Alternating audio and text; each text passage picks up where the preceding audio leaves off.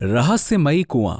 ये कहानी आजमपुर गांव की है, जहां गांव के सब लोग दशहरे की तैयारी कर रहे होते हैं और बिरजू अपने घर की पेंटिंग करने में व्यस्त होता है और उसकी पत्नी रंगोली बनाने में। पार्वती, कैसा लग रहा है ये रंग? देखो। हाँ जी, बहुत अच्छा लग रहा है। और जब आप मेरी रंगोली देखोगे ना, तो देखते रह जाओगे। ठीक है, देखते हैं। अरे मधु बेटा, वो पीला रंग देना तो। ये लो माँ, माँ रंगोली बहुत सुंदर बन रही है। हाँ, नजर ना लगे। उतने में ही मधु को चक्कर आने लगता है और वो रंगोली के ऊपर खून की उल्टी कर देती है और वो वहीं बेहोश हो जाती है। मधु, अजी अजी देखो ना, मधु को क्या हो गया है, देखो ना। बिरजू दौड़कर वहां आता है।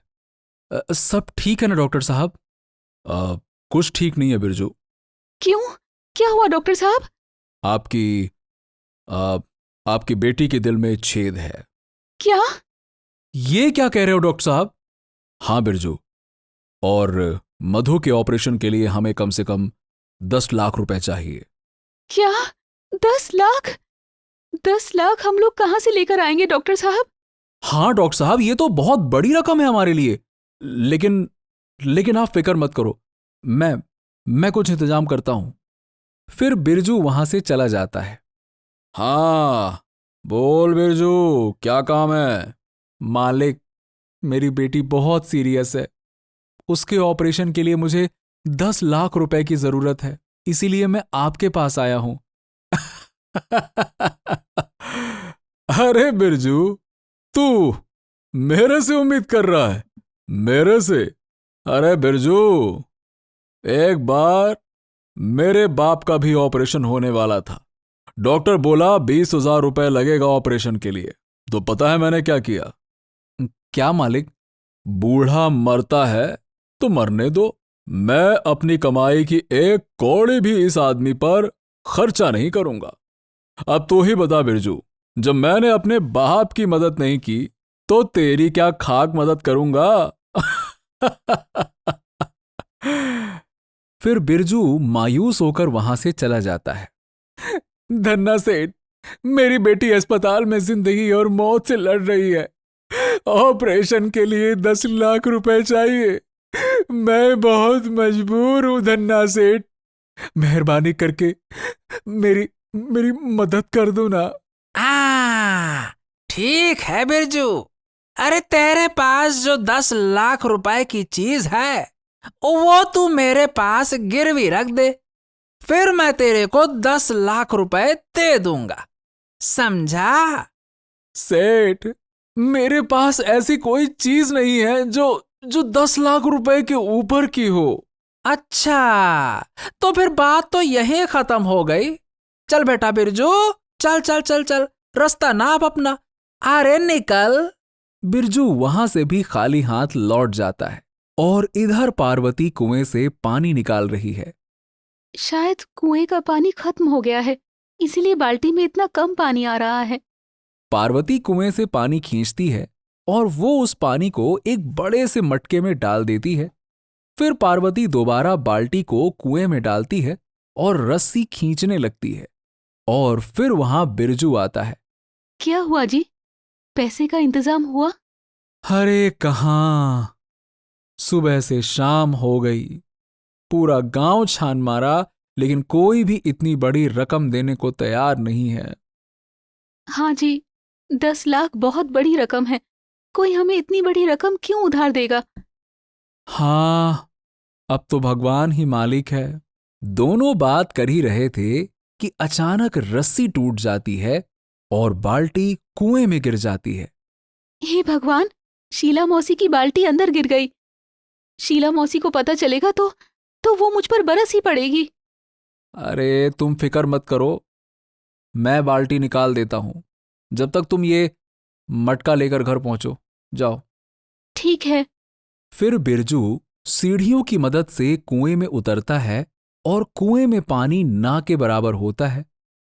हाँ, लगता है पूरे कुएं का पानी गांव वाले एक ही दिन में पी गए। अरे कहाँ गई बाल्टी, कहाँ है, कहाँ? हाँ, वो रही। फिर बिरजू बाल्टी उठाता है और वहां से जाने लगता है। वहीं रुक जाओ बिरजू। कौन? मैं कुआं बोल रहा हूं और ये मेरी आवाज है। दीवारों के कान होते हैं ये तो सुना था, लेकिन कुएं की जबान होती है ये पहली बार देख रहा हूं। मैं यहाँ तुम्हारे लिए प्रकट हुआ हूँ और तुम्हें मजाक सूझ रहा है? माफ करिए, अब बोलिए कुएं महाराज।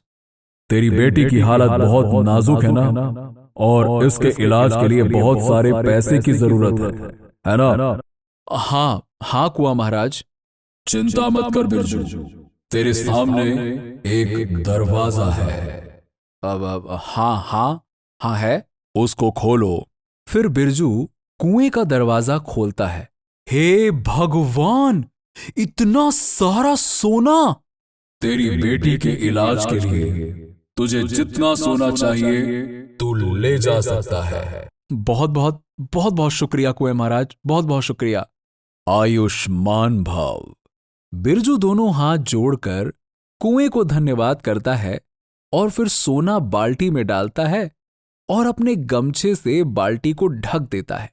फिर बिरजू ऊपर चढ़ जाता है और वो कुएं से बाहर आ जाता है। फिर बिरजू सोने से भरी बाल्टी अपने घर ले जाता है और पूरा किस्सा अपनी पत्नी को बताता है। ये तो चमत्कार हो गया जी। हाँ पार्वती, ये सब भगवान की कृपा है, भगवान की। हाँ, इतने सोने में तो मधु का ऑपरेशन आराम से होगा। हाँ, मधु का ऑपरेशन सक्सेसफुल हो गया बिरजू। अब टेंशन लेने की कोई बात नहीं है ना? चलो, अब बहुत बहुत शुक्रिया डॉक्टर साहब। बिरजू, कुछ ही देर में मधु को होश आ जाएगा, तो जरा ध्यान से। हाँ, बहुत बहुत धन्यवाद डॉक्टर साहब। एक रात बहुत तेज बारिश होती है।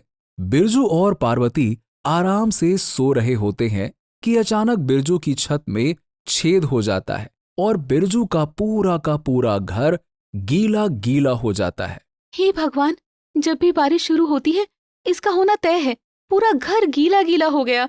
हाँ, कोई बात नहीं, तुम फिक्र मत करो भाग्यवान, ये भी ठीक हो जाएगा। अगले दिन बिरजू कुएं में उतरता है और फिर से बिरजू अपनी बाल्टी में सोना भरने लगता है। इतने सोने में तो शानदार घर बन जाएगा, फिर बारिश की तो कोई तकलीफ ही नहीं होगी। फिर बिरजू एक बहुत ही शानदार घर बना लेता है। एक दिन बिरजू फिर उस कुएं में उतरता है और पहले की तरह सोना बाल्टी में भरता है। अब मैं पैदल काम पर नहीं जाऊंगा, अब मैं कार से काम पर जाऊंगा। इतने सोने में तो बढ़िया कार आ जाएगी। फिर बिरजू एक बहुत ही शानदार कार खरीद लेता है। बिरजू आराम से अपने पलंग पर लेटा होता है और किसी सोच में डूबा हुआ रहता है। एक शानदार घर भी हो गया, गाड़ी भी हो गई, क्यों ना और ढेर सारा सोना ले आऊं, फिर पूरी जिंदगी आराम से बैठकर खाऊंगा, काम करने की कोई जरूरत ही नहीं पड़ेगी। हाँ, ये ठीक रहेगा। फिर बिरजू अगले दिन एक बड़े से बोरे में सोना भरने लगता है। आज तो मैं पूरे कुएं का सोना खाली कर दूंगा। बिरजू कुएं का पूरा सोना खाली कर देता है और सोने से भरा बोरा लेकर ऊपर चढ़ ही रहा होता है कि कुएं पर एक बहुत बड़ी जाली लग जाती है, मानो जैसे कुआं एक कैद खाने में बदल गया हो। ये देखकर बिरजू चिल्लाने लगता है, बचाओ बचाओ, कुएं महाराज मुझे बचाओ, यहां से बाहर निकालो, यहां से बाहर निकालो कुएं महाराज। तेरी यही सजा है, जैसी करनी वैसी भरनी। वैसे मैंने किया क्या है कुएं महाराज? क्या किया है?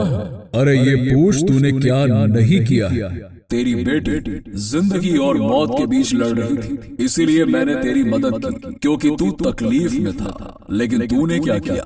तूने तो मेरी मदद का नाजायज फायदा उठाया। तेरे मन में लालच आ गया लालच बुरी बला है और ये तुझे भी पता होगा। अब तेरे लालच की सजा यही है कि तू जिंदगी भर इस कुएं में कैद रहेगा। नहीं नहीं नहीं नहीं नहीं नहीं नहीं नहीं कुएं महाराज, मेहरबानी करके मेरे साथ ऐसा मत करो। मेहरबानी करके मुझे माफ कर दो कुएं महाराज, मुझे मुझे मुझे माफ कर दो।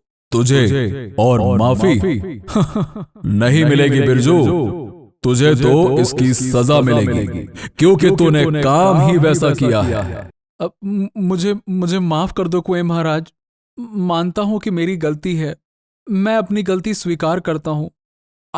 आप मुझे जो सजा देना चाहो वो सजा दे सकते हो, पर कुएं में कैद होने की सजा नहीं महाराज, ऐसा मत करो।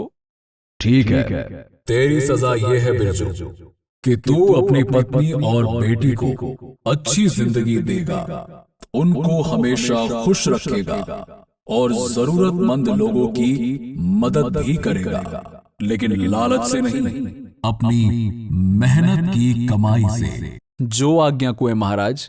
फिर वो जाली खोलती है और बिरजू कुएं से बाहर निकल आता है।